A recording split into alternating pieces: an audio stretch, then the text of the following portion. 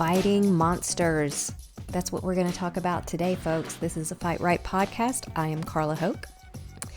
I often write for the Writer's Digest blog, and recently I was asked for this month's blog post, October, to write something spooky or scary. And so I decided to post on how to battle different types of monsters.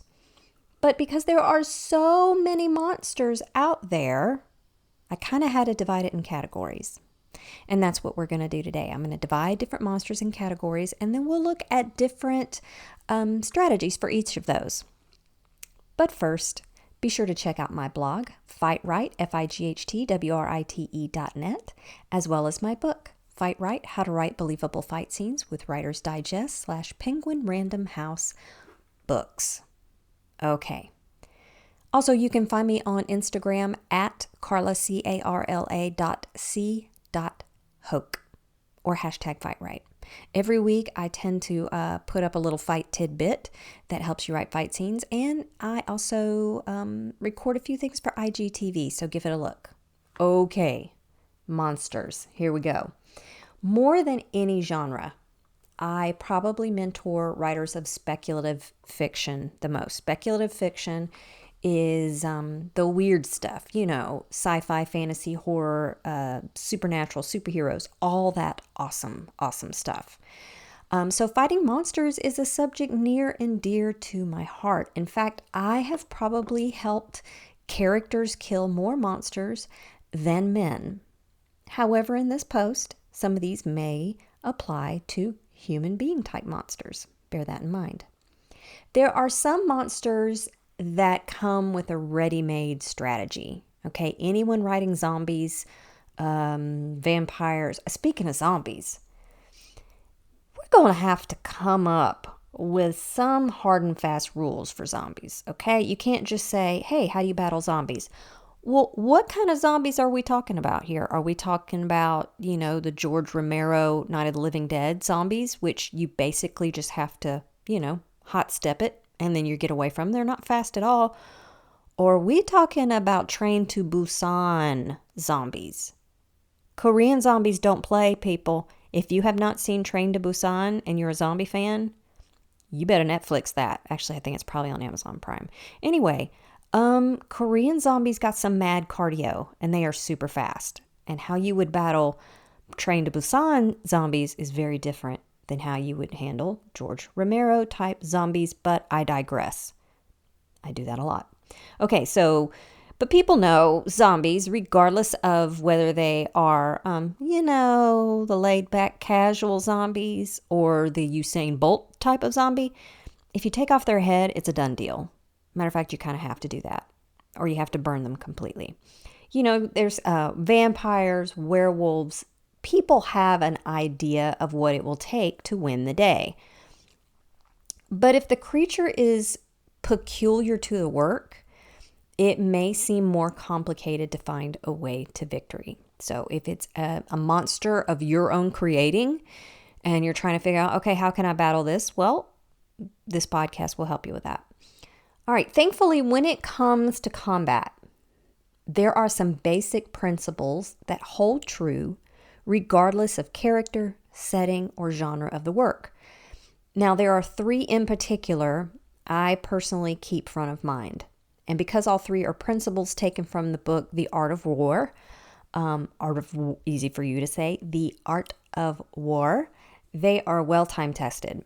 I will give the wow. I'm killing it already, guys. I will give the fundamental principle as penned thousands of years ago by Sun Tzu in The Art of War, and then I will talk about how it pertains to writing fight scenes.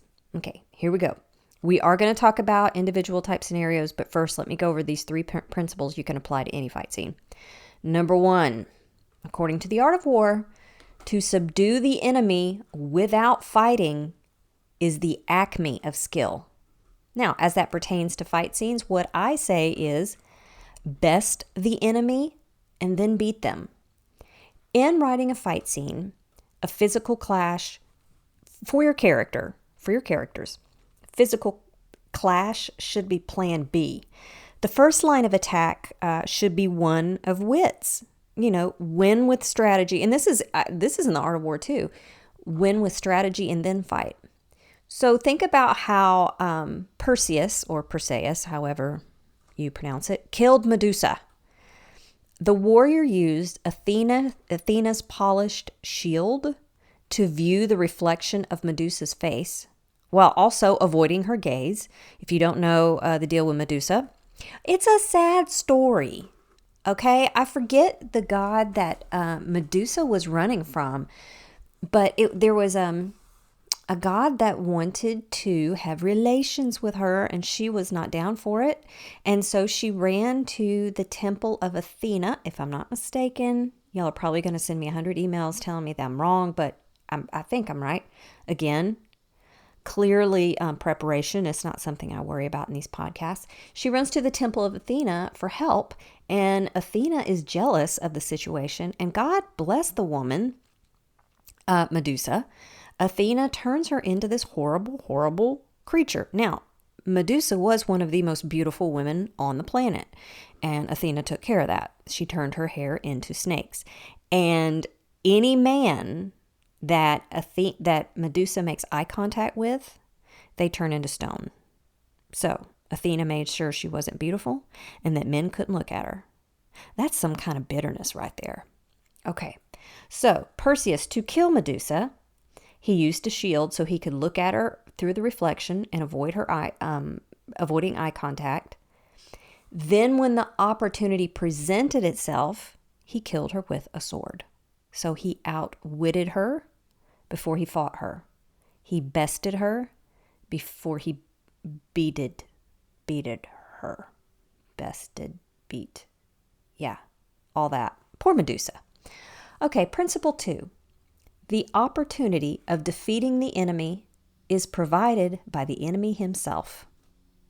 That's what the Art of War reads. My take on that is find the weakness in the strength. In the movie, spoiler, if you haven't seen A Quiet Place and you want to watch A Quiet Place, skip forward about 15 seconds, okay? Here we go. In the movie A Quiet Place, what was the strength of the aliens? It was their sense of hearing. What was their undoing? Their sense of hearing. What makes zombies so formidable? They will stop at nothing to eat. They ain't scared of nothing. They're not deterred by anything. What is their undoing? They will stop at nothing to eat. They will walk right off the edge of a cliff if they see a human snack down below. So if you're looking for a weakness, where to attack a character, take a really close look at their strength. Superman's a great example. Why is he strong? Because he grew up on Krypton, that has a much stronger gravity than Earth. What is his weakness? Kryptonite from his home planet, which is what made him so strong. So, find that weakness in the strength. Principle number 3, to know your enemy, you have to become them. Okay, my take on that is homage back to Ric Flair. He used to say, to beat the man, you got to be the man to beat the man. Okay, my take on that is to beat the man, you have to be the man. If your character is fighting monsters, they must look at that fight as if they are the monster. Once they are mentally monstered up, they should ask their own self, okay, what is my goal? How will I attack? What must I defend? If you are writing a story like Cujo, it's a Stephen, oh my gosh. Again, I date myself in every one of these. I can't wait till the day where I say, if you remember the days of the talkie pictures. But Cujo by Stephen King. It is a Saint Bernard who is rabid. You know what? I bet you couldn't get away with writing that today. I bet you couldn't, because the animal rights activist would say that they are painting Saint Bernards in a bad light. But the fact is, it was rabies that were doing the wrong thing, not the animal. Okay, but let's say that you're writing a Cujo type of scenario. What you would do is say, okay, I'm inside the head of the Saint Bernard who has rabies. And so his brain is on fire. His head is in pain. And he is very angry and looking to attack anything because of the amount of pain he's in. So from the viewpoint of the St. Bernard, when they see a human and they're in pain, look, dogs and people only bite for three reasons: hunger, fear, pain. So if you're the St. Bernard, how do you attack someone? Well, you bite them or you scratch them. And what is your end goal? To drag them around or to go for the kill shot at the throat. So step inside the monster's body and say, okay, what am I good at? I'm a vampire. What am I good at? I'm a werewolf. What's my shtick? And then figure out how to do the attack. Okay. Now that we've established a few core principles and you understand that you got to know your monster as well as you do every other character, let's look at some broad scenarios. In each of them, we'll consider how your character can use the situation to best the monster. Once the monster is outwitted, victory is more attainable. Because there are more monsters out there than you can shake a stick at, you, the writer, will have to decide on the manner of attack. If your work has supernatural properties, you got to make your reader aware of those by immediately establishing normalcy. The first line of the Lord of the Rings trilogy reads that Bilbo Baggins would be celebrating his 111st birthday. That shows us, the readers, that the world of Bag End, abnormalcy is the norm. You know what? I just did a podcast like 2 podcasts ago, and I think I said that line was from The Hobbit instead of Lord of the Rings, and I think I said 112nd. You know what? I was close. Okay, so we're going to look at how to best the monster, and then as far as the kill shot, that's going to have to be up to your character and their fighting style or their weapon of choice. Thankfully, even when the setting of a work is abnormal, even when the fight is against the supernatural, normal things in nature provide us with fantastic references. Some of the best resources for fighting monsters are right outside your door. When you are figuring out how to battle beasts, consider how actual beasts do battle. By nature, pun intended, prey animals use their surroundings to negate predatory advantage. In my Writer's Digest class, What You Need to Know Before Writing Fight Scenes, Battles, and brawl with an L, not bras. That's a whole other podcast. Like a whole other podcast. I hope y'all can understand my accent. Brawls. I teach that where a fight takes place is even more important than who is fighting. You know where I learned that? My garage. Trying to get my cat out from underneath the car. I can overpower my cat. Well, I've kind of wondered. The evil is strong with that cat. But anyway, see, I'm digressing.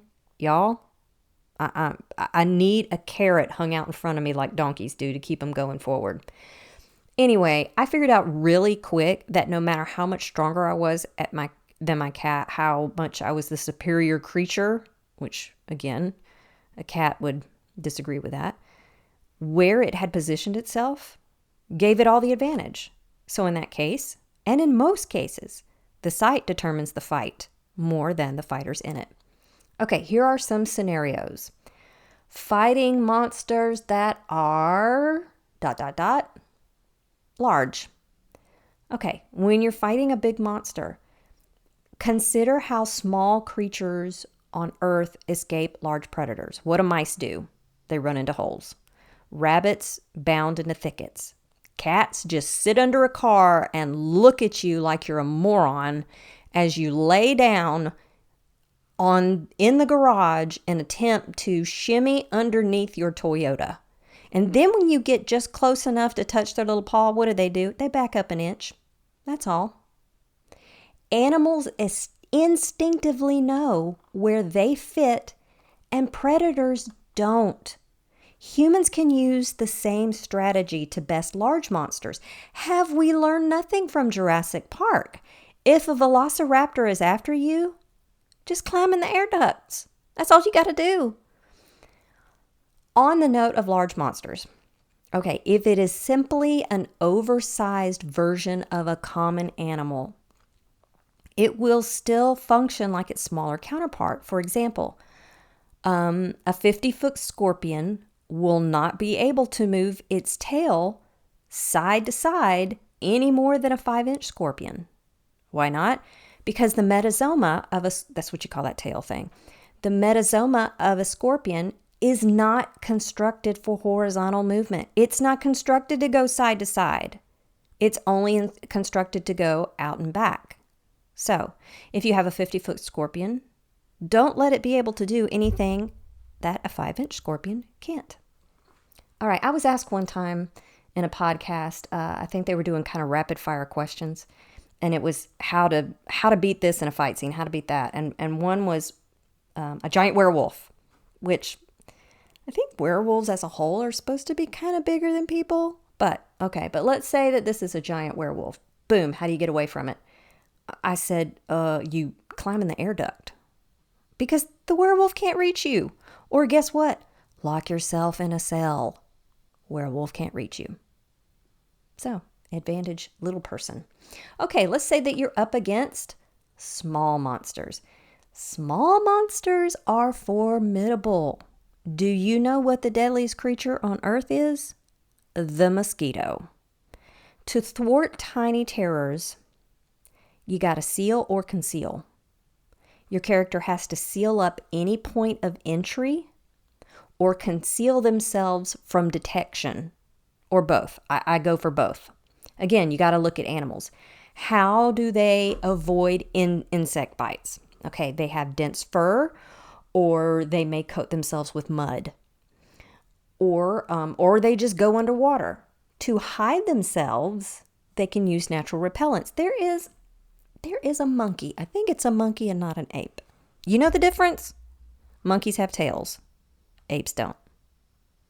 So I really think it's a little type of monkey that gets a certain type of grub and rubs the grub all over itself, and it acts as an insect repellent. And I don't know if you know this, but insect repellents don't actually keep the insects away. So like sometimes if you put on a mosquito repellent, you're like, well, the mosquitoes are still flying around me.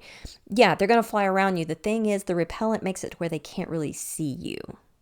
So again, look for the weakness and the strength. One of the strengths of mosquitoes is their ability to see things.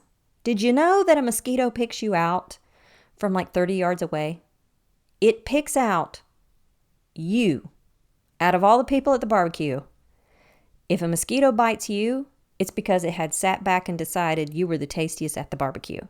Then, when it gets closer, it can sense the most blood-rich area. Okay? It gets worse. Once they land on you and they stick their little proboscis into your skin, their proboscis moves around looking for the best capillary. And then they release an anticoagulant so that the blood flows freely. I'm telling you, diabolical. The reason we itch is our body's reaction to that anticoagulant. So by the time you're itching, the time you feel the itch is a done deal. You've already been bitten. So again, with small monsters, you got to seal or conceal. Fast monsters. Train to Busan zombies. That's what we're talking about here. When a monster is fast, you got to remove the advantage of speed. You have to find terrain that isn't favorable to speed, such as ice, rocks, an area with an abundance of impediments or twists or turns.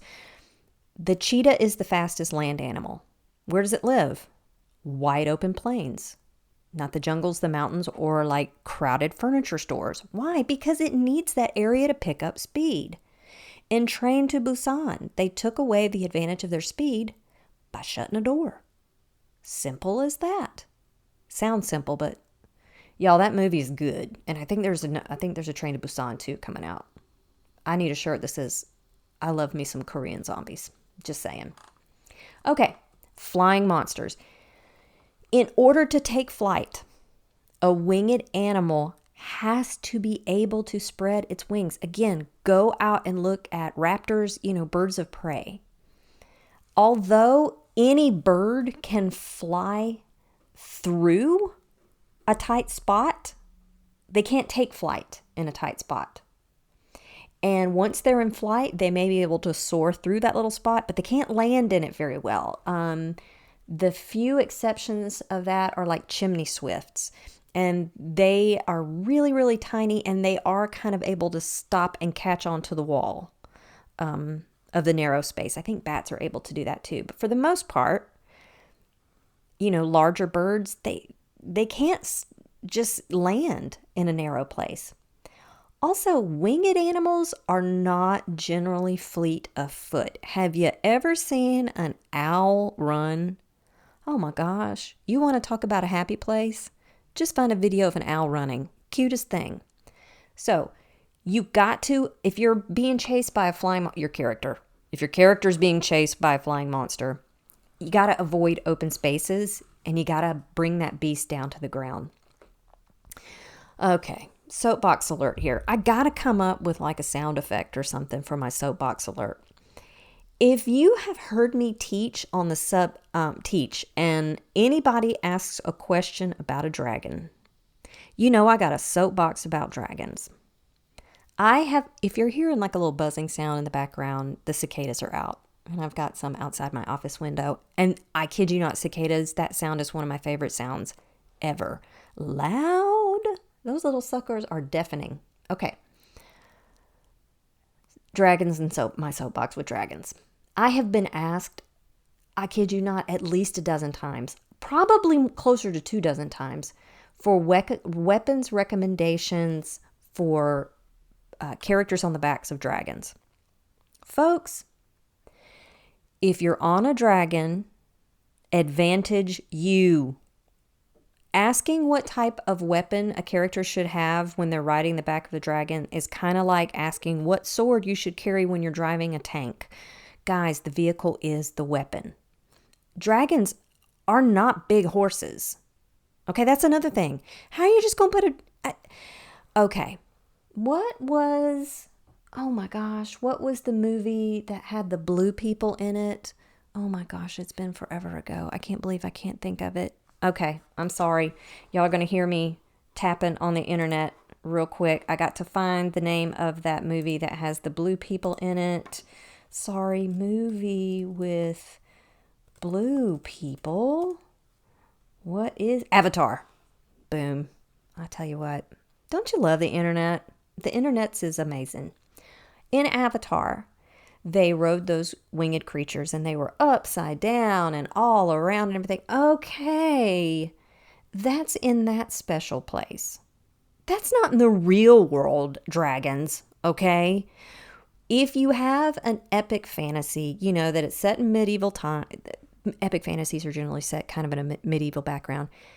Why are you going to put a saddle on a dragon? You really think you're going to be able to hold on while that sucker is turned upside down? Dragons go like super fast. Your character is basically like in an open airplane, okay? A prop plane. Those trick prop planes, and you have people that are kind of standing up on the trick prop plane. You know what they're doing? They're doing nothing. They're strapped to a pole so they don't fall off. Okay, how is your character going to be? Oh, okay, let's say that they are strapped into some type of harness situation and saddles. How are they going to shoot anything like a bow and arrow or a gun? How are they going to do that when they're so fixed in place? Also, they better time it pretty well so that the dragon's wings are fixed and it's gliding rather than flying. And you can't hit the head, and you sure as heck can't hit the tail either. So, and how are you going to block the wind from your eyes?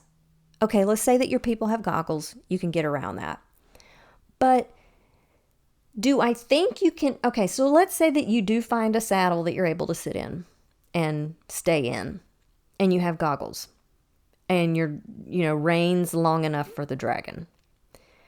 Do I think you can have weapons on a dragon? Sure. But I don't think realistically they can be a weapon that requires some type of aim. Again, because of the sheer velocity of your whole situation. I think some type of explosive would be great. You could drop it, or the dragon could drop it. If it is a medieval fantasy or something, you can start a fire on the ground, and then from the dragon, you can drop ceramic pots of oil, or just let your dragon drop them. Make your dragon earn its keep. That's my dragons. They know they got to work. And on the note of explosives, okay, the soapbox, I'm almost off of it. Dragon fire and smoke. Why smoke? Why? When you have a fire burning and the dark smoke comes off, that smoke is the result of the things that could not be burned away cleanly. That's why natural gas, when you burn natural gas on your stove, that's why you don't have smoke coming from it, because it burns cleanly. I would imagine that whatever type of fuel the dragon produces organically in order to create fire, I would bet it would burn cleanly. Whatever it ignites it, it's a whole other... Okay. I think you would see a distortion in the air from the heat, just like you do when it's a really hot road and you kind of see a heat distortion where things look kind of squiggly because of the heat. That you might have. But smoke? I digress. You know that's my thing. I'm a digressor. Soapbox dismantled. Okay, swimming monsters. Yeah, swimming monsters are majorly difficult to deal with. I have a writer right now who's been, she's writing a pirate series. And she'll ask me things every now and then. And I'm like, man, being on a boat, that's a tough one. By all means possible, when dealing with swimming monsters, the characters should have a buffer that separates them from the water. Be it a boat, piece of wood, dead whale carcass, and whether they're in the boat or, heaven forbid, bobbing in the deep blue sea, they have to have a weapon that is water worthy. By the way, if you're doing hand-to-hand combat in water, I have a whole post on that on my blog. So go to the index and look at fighting in water. Okay, hopefully they're in a ship or on top of something that's floating. From that buffer, they should watch the water and look for any cues that it provides to the monster's presence. After that, it's going to be up to you as the writer to decide if the character is aware of how the animal hunts, what drives it away, what it takes to kill it. And if it's massive, a giant squid, or like a Cthulhu Kraken situation, ooh, that's a whole other thing. That is a whole other thing. Okay, so let's say that you do have a Cthulhu Kraken situation. So if you have a creature and it's fantastical but doesn't necessarily have magical abilities. Okay, the Kraken does not have magical abilities. It's just big and it's in the water and it'll kill you. You got to consider what animals it is like and the basic principles for those known animals. For example, quadrupeds cannot change direction quickly or go backwards very easily. Clawed animals can climb up easier than they can come down. Now, that's not to say if a lion is chasing you, you should scale a tree, because guess what? It's going to be behind you, and when you drop out of the tree, it's going to jump down behind you. But they are not able to scale down as quickly. They have to do a lot of jumping. Certain animals' builds are not conducive to swimming. If you have an animal that's very, very heavy, think heavy as a gorilla, they may not be able to swim. Do you know how hard it is to find pictures of gorillas swimming? There's a reason for that. They're very dense, and they have a tough time with it. Cows aren't great at swimming either. If they turn upside down, they're goners. And there's some types of dogs that aren't good at swimming too. Anyway, okay. Digressing. If your created creature is kind of an amalgam of several animals, battle the most dangerous characteristic first. And look at an animal with that same manner of attack. If you think back to the movie Alien. Oh my gosh, I'm dating myself again here. Okay. If you haven't seen Alien, you got to see Alien. The alien, it's got claws, it's got teeth. Boy, has it got teeth. It's got like a whole separate set of teeth that come out from the other set of teeth. Okay, there is no animal on Earth like that. What has claws and big teeth like that? Okay, a bear. So the same philosophy you might have with a bear, keeping distance, trying to damage the eyes or the nose or the throat, but you want to stay out of its reach. Those are the same principles you can use when battling some created creature that also has teeth and claws. Okay, I mentioned the kraken, and you have animals without, or monsters, sorry, not animals, monsters without necessarily special abilities. Okay, let's say that you do have a monster with a special mental ability, like an alien. If there are any aliens listening to this podcast and they're peaceful, I'm not talking about you. I'm talking about your violent cohorts, okay? If your character is up against a monster with mental enhancements like clairvoyance, clairaudience. Did you know that was a word? I did not know that was a word. I had to look it up. See, I did do a tiny bit of preparation. Clairaudience, mental probing or telekinesis. All of those have one thing in common. They require a mind. Now, the mind and the brain are not the same thing. The brain is an organ. The mind isn't. The brain is the physical space where the mind resides. The mind is the thought process and reason. However, when you interfere with the brain's ability to function, you also can interfere with the mind. So in order to compromise mental ability, you can compromise the brain or simply distract the mind. To compromise the brain, you can do that with an injury or mind-altering substance. I know that the name of that kind of confuses you with the brain, but a mind-altering substance, what it does is it slows down the brain, basically. So that would inhibit how the brain functions, and therefore it would inhibit thoughts. If you want to target thoughts without touching the brain, you can introduce distractions or thought interferences. Oh my gosh, this is almost a trope. How many times have we seen in the movies where you have a bad guy lifting up somebody with supernatural powers, and then there's a crash or a scream or something to the side, and the bad guy looks away, and then the person they were holding up in the air drops? It's because you've interfered with their concentration. So sometimes battling a monster like that is just a matter of a great distraction. Okay. That's it.